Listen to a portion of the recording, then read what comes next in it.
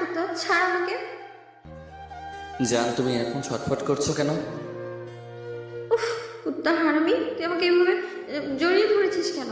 একদম আমাকে স্পর্শ করবি না। ছাড় শয়তান, নাহলে কিন্তু আমি চিৎকার করবো। চিৎকার তুমি করতেই পারো, আজকে আমাদের বাসর রাত, তাই চিৎকার তুমি করতেই পারো। আর চিৎকার করলে সবাই জানবে তুমি আমার আদরটা নিতে পারছো না। তা হারামি, একদম উল্টাপাল্টা কথা বলবি না। জান, এভাবে কেউ কথা বলে? হ্যাঁ, হারামি, তোর সাথে আর কিভাবে কথা বলবো রে? আমি তোকে চিনি না মনে করেছিস? তোর ওই মিষ্টি মিষ্টি কথার পেছনে নিশ্চয়ই কোনো কুমতলব লুকিয়ে আছে। জান এভাবে বলছো কেন? তুমি না আমাকে প্রচণ্ড ভালোবাসো, তাহলে এভাবে কেউ বলে শোনা? ইমরানকে ধাক্কা দিয়ে সরিয়ে রাগী কণ্ঠে লিজা বলে, এই কুত্তা হারামি, তোকে কে ভালোবাসে রে? হ্যাঁ, আর তুই আমাকে বিয়ে করেছিস কেন বল? হুম হুম, বিয়েটা কি আমি একাই করেছি? তুইও করেছিস তার বেলায়? শোন, মেয়েরা ছেলেদের বিয়ে করে না, ছেলেরাই মেয়েদেরকে বিয়ে করে। নিজের বেলায় 16 আনা আর আমার বেলায় 4 আনা, সব দোষ একদম আমার ঘাড়ে দিবি না করতি। হারামি কুত্তা, সব তোর দোষ। তোর জন্যই আমাকে বিয়েটা করতে হয়েছে, নাহলে তোর মতো কুত্তাকে কে বিয়ে করবে? আর আমি যে তোর মতো একটা গাদিকে বিয়ে করলাম তার বেলায় আমি কি জানি না মনে করেছিস? তুই আমার লাইফে এসেছিস আমার লাইফটাকে জড়িয়ে পড়িয়ে ছাড়খাড় করে দিতে, সেটা আমি হাড়ে হাড়ে জানি। তোর জন্যই এমনটা হয়েছে। তোকে কে বলেছিল আঙ্কেল আন্টির কাছে সবটা বলতে? তার জন্যই তো আজকে বিয়েটা করতে হলো। আঙ্কেল আন্টির কাছে তুই সবটা বলেছিস, না হলে এরকমটা হতোই না। হ্যাঁ, তোর মতো কুত্তিকে বিয়ে করতে আমার বয়ে গেছে। তুই কি ভেবেছিস তোর মতো একটা গাদিকে বিয়ে করার জন্য আমি আব্বু আম্মুর হাত পা জড়িয়ে ধরে কান্নাকাটি করেছি? কে বলতে পারে, করতেও পারিস।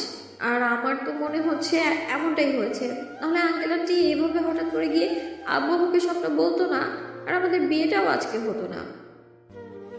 মাই ফুড, তুই কি ভেবেছিস তোর মতো একটা গাদিকে বিয়ে করার জন্য আমি এমনটা করব? আমি কি তোকে চিনি না মনে করেছিস? তুই আমার জীবনটা ধ্বংস করার জন্য আমাকে বিয়ে করেছিস। তোর জন্যই আমাকে বিয়েটা করতে হয়েছে, নাহলে তো তোর মতো ছেলেকে বিয়ে করার কোনো ইচ্ছেই আমার নাই। তোকে এত সহজে ছেড়ে দিয়ে কি করে? হ্যাঁ, তুই এখন থেকে বুঝতে পারবি এই লিজা কি জিনিস। সেটা আমার বুঝতে বাকি আছে। তুমি একটা গরম জিনিস জানো? ছি, কি সব বাজে বাজে কথা বলিস তুই। আসলে তোর স্বভাবটাই খারাপ। তুই একটা ক্যারেক্টারলেস, তুই কখনো ভালো হবি না, আর কোনোদিন কোনো ভালো মেয়েও পাবি না। এত যে বলছো আমার ক্যারেক্টার খারাপ, সেটা ঠিক আছে, আর আমি ভালো মেয়ে পাবো না, তাই তো তোমার মতো একটা হট জিনিস পেয়েছি জানো।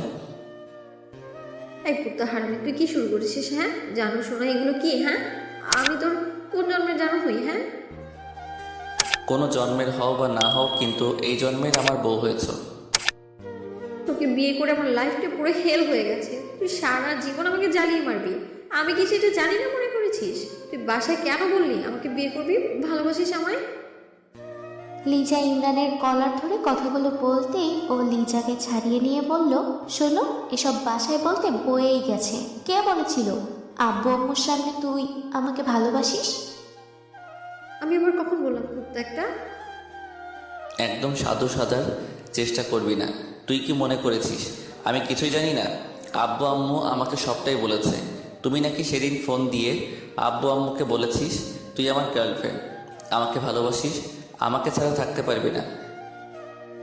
বাসা থেকে তোর বিয়ে ঠিক করে দিয়েছে। তুই যদি আমাকে না পাস সুইসাইড করবি। এই করতি। এগুলো কে বলেছিল? আমি নাকি তুই? তোকে কে বলতে বলেছে তোর মতো একটা গাধি আমার গার্লফ্রেন্ড? আমি তো একটু মজা করছিলাম, কিন্তু আমি জানতাম না কি এরকম কিছু হয়ে যাবে। আঙ্কেল আন্টি সবটা সিরিয়াস ভাবে নেবে। তুই আমাকে বারবার গাধি বলছিস, আমি গাধি হলে তুই একটা হনুমান। মজা করেছো তাই না? জানো, এখন মজা করো। মজাটা জায়গা বুঝে সিচুয়েশন বুঝে করতে হয়। তুমি সেটাও জানো না? তুমি জানো আব্বু আম্মু কতটা সিরিয়াস, আর তুমি এই বিষয়টা নিয়ে মজা করলে। এখন দেখো বিয়েটা করে নিতে হয়েছে। যাক, সামনে শীত আসছে, বিয়েটা করে নিয়েছি, এবার বউকে জড়িয়ে ধরে শান্তিতে ঘুমাতে পারবো। মানে? এত মানে বুঝতে হবে না, কাছে আসো বেবি, তোমাকে আদর করি। হারামি কুত্তা, তোর আদরিতে আমার বই গেছে। একদম আমার কাছে আসবি না, তাহলে কিন্তু আমি সত্যি চিৎকার করবো। বিয়েটা করেছি কি দূরে থাকার জন্য নাকি? হ্যাঁ, কাছে আসো, আদর করি। আর তুমি তো এটাই চেয়েছিলে, তাই না? তুমি আমার থেকে আদর চাও বলে, আমাকে ভালোবাসো বলে, নিজের করে পেতে চাও, তাই এরকম একটা নাটক করেছিলে। তাহলে এখন দূরে থাকবে কেন? আসো, কাছে আসো। এই না, তুই একদম আমার কাছে আসবি না। তাহলে আমার থেকে খারাপ আর কেউ হবে না। তুই কি ভেবেছিস? হ্যাঁ, তুই এসব বললেই আমি তোকে স্বামী হিসেবে মেনে নিব? কখনো না, তোকে আমি কখনো স্বামী হিসেবে মেনে নিব না। যদি ভাবিস তোর সাথে আমি সারা জীবন থাকবো, তাহলে সেটা তোর ভুল ধারণা। একটা দিন যেখানে তোর সাথে থাকতে পারবো না, সেখানে সারা জীবন আমি জ্বলে পুড়ে ছাড় হয়ে যাব। হ্যাঁ, আর আমার কপালটা তো সোনায় বাঁধানো। তুই কে ভেবেছিস আমি কিছু জানি না? আমি সবটাই জানি। তোর জন্য আমাকে এখন বিয়েটা করতে হয়েছে। তাহলে রোমান্স করব না কেন? একবার যখন তোকে বউ করে পেয়েছি, তাহলে এই সুযোগটা হাতছাড়া করে কি করে যান? কখনোই না, তোকে আমি কখনো ভালোবাসবো না কুত্তা। তুই কে রে যে তোর আদর আমাকে নিতে হবে? আমি তোকে কখনো আদর করবো না। বেবি, তোমাকে আদর করতে কে বলেছে? আমি তোমাকে আদর করব, তুই শুধু চোখ বন্ধ করে থাকবে, আমার আদরটা উপভোগ করবে। চাই না কুত্তা তোর আদর, একদম আমার কাছে আসবি না। নাটকটা করে যখন বিয়ে করতে বাধ্য করেছো, তাহলে এখন কাছে আসবো না কেন? আমি তোমার কথা শুনছি না। আজকে তোমাকে আদর করেই ছাড়বো, শোনা।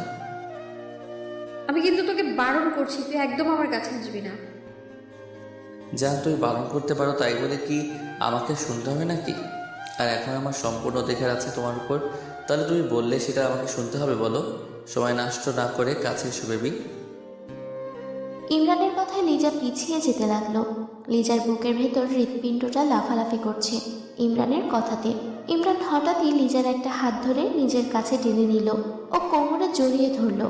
ওকে নিজের অনেকটা কাছে নিয়ে আসলো। লিজা ড্যাব ড্যাব করে ইমরানের দিকে তাকিয়ে আছে। জান, তোমার হার্টবিটটা তো দ্রুত স্পাম্প করছে কেন বলো তো? মনে হচ্ছে হার্টটা খুলে ভেতরে চলে আসবে। তুই আমার এত কাছে এসেছিস কেন?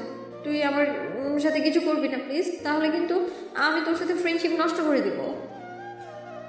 জানো, তুমি এত ভয় পাচ্ছ কেন? আর ফ্রেন্ডশিপ নষ্ট করলে করবে।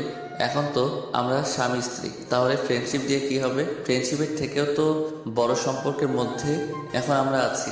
জানো, বরের আদর পাওয়া আগেই এত ভয় পাচ্ছ, তাহলে আদর করলে কি করবে?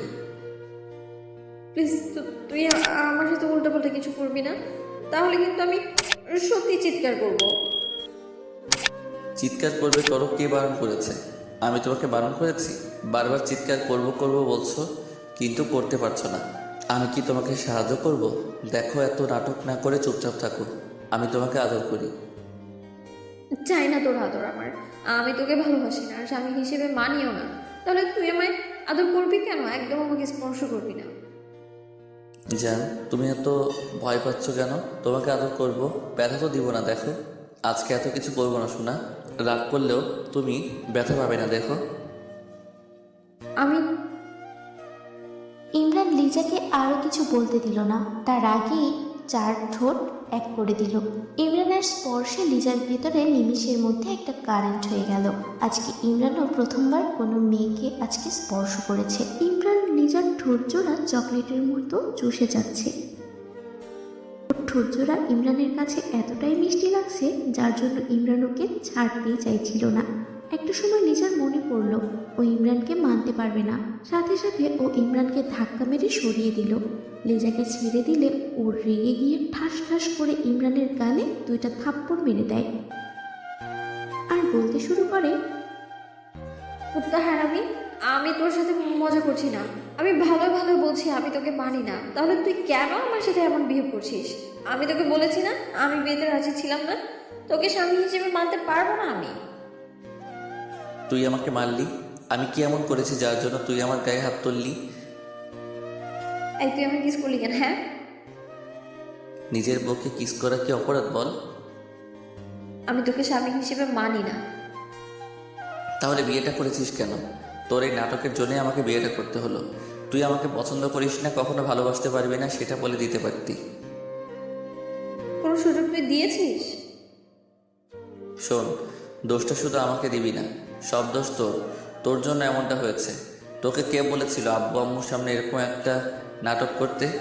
এখন আমার ঘাড়ে দোষ চাপিয়ে দেওয়া হচ্ছে। এখন নতুন নাটক না করে আমাকে ভালোভাবে মেনে নে। আমি যদি না মানি, তুই কি আমার থেকে জোর করে অধিকার নিবি? দরকার পড়লে তাই নিব। আর শোন, এখন নাটক না করে ঘুমিয়ে পড়।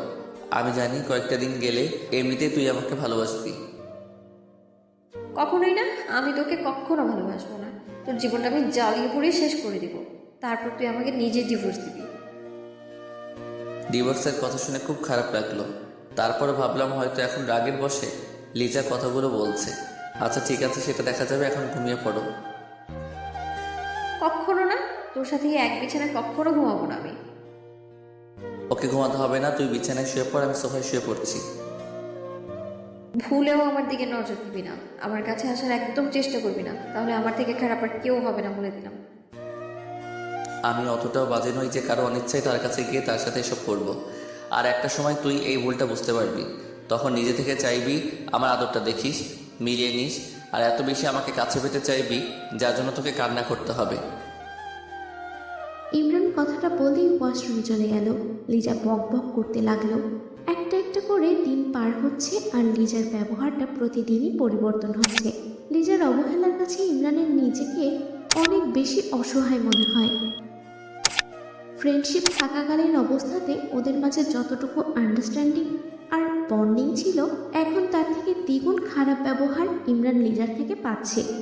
ইমরান জানে লিজার কোনো বয়ফ্রেন্ড নেই আর কাউকে ভালোবাসে না, তারপরও ওকে কেন স্বামী হিসেবে মেনে নিতে পারছে না ওর জানা নেই।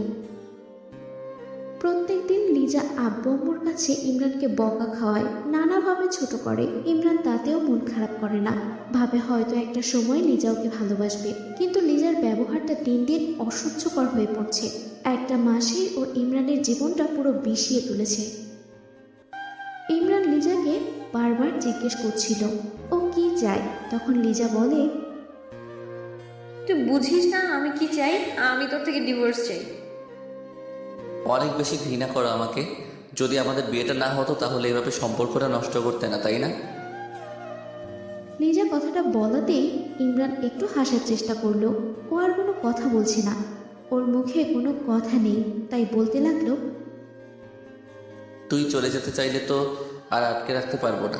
আচ্ছা ঠিক আছে, তুই চিন্তা করিস না, তুই চাইলে বাসায় চলে যেতে পারিস। 6টা মাস পর তুই ডিভোর্স পেয়ে যাবি।